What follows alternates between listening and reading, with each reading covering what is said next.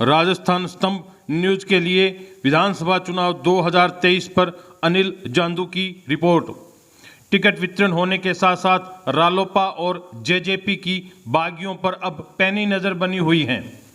बिगड़ सकता है श्रीगंगानगर हनुमानगढ़ में बीजेपी कांग्रेस के समीकरण, क्योंकि इस बार श्रीगंगानगर हनुमानगढ़ दोनों ही जिलों में प्रत्येक विधानसभा क्षेत्र में टिकट दावेदारों की एक लंबी फहरिस्त है और भाजपा और कांग्रेस से टिकट मिलनी सिर्फ 2 ही प्रत्याशियों को है।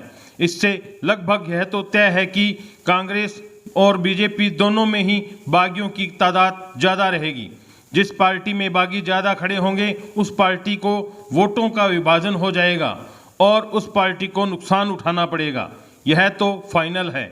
इस बार कोई बड़ी बात नहीं होगी कि जिसे हम विनिंग कैंडिडेट मानकर चल रहे हैं उसे हार का सामना करना पड़े, या फिर यूं कह सकते हैं कि 2 बड़े नामी उम्मीदवारों के बीच कोई सामान्य सा उम्मीदवार कम मतों के अंतर से जीत जाए।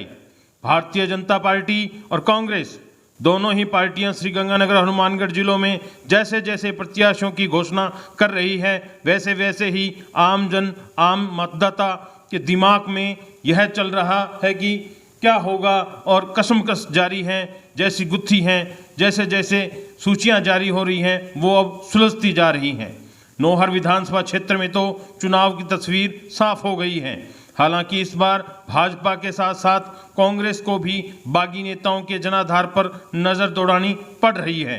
राजनीतिक दल बागियों को मनाने में भी जुट गए हैं। अगर बागी मैदान में काबिज रहते हैं तो भाजपा और कांग्रेस का खेल खराब भी हो सकता है।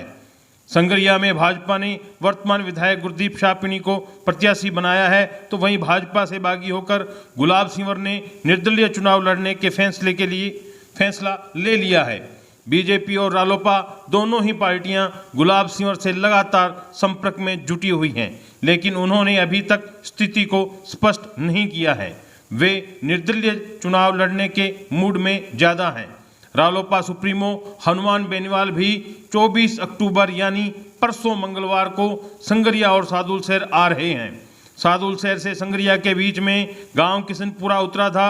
चक हीरा सिंह वाला, बोलावाली, नगराना और संगरिया में वे जनसभा को संबोधित करेंगे और आम जन की मनोस्थिति को टटोलने का प्रयास करेंगे।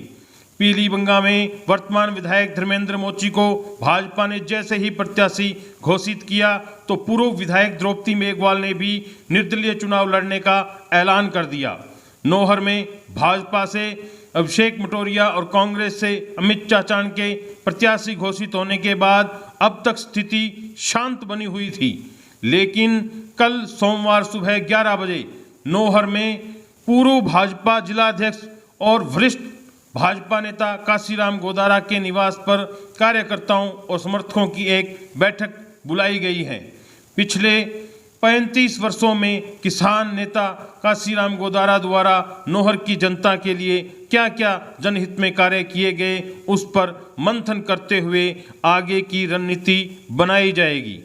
काफ़ी समय से टिकट की मांग कर रहे नौहर पंचायत समिति के प्रधान सोहन ढिल ने तो अपनी पार्टी कांग्रेस को खुलकर समर्थन दे दिया है। ढिल ने कहा है कि पार्टी विचारधारा से बढ़कर और कुछ भी नहीं है। जेजेपी और रालोपा की पूरी नज़र नौहर और संगरिया विधानसभा क्षेत्र पर बनी हुई है। वहीं सूरतगढ़ विधानसभा क्षेत्र में जेजेपी के पृथ्वीराज मील की सक्रियता लगातार बढ़ती जा रही है। जैसे जैसे तस्वीर साफ होती जा रही है वैसे वैसे टिकट की दावेदारी करने वाले नेता बगावत पर उतर रहे हैं।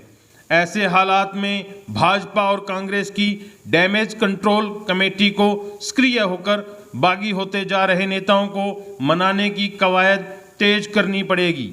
अगर बागी मैदान में डटे रहे तो विधानसभा चुनाव के परिणामों का प्रभावित होना तय माना जा रहा है। यह पहला मौका है जब कांग्रेस की बजाय बीजेपी को बगावत का सामना करना पड़ रहा है। भाजपा के प्रदेश स्तरीय सूत्रों के अनुसार डैमेज कंट्रोल करने वाली कमेटी सभी को एकजुट करने की कोशिश करेगी और इसमें लगभग वह सफल हो जाएगी। जहां भाजपा की अब तक 2 सूची जारी हो चुकी है तो वहीं कांग्रेस ने अब तक एक ही सूची जारी की है।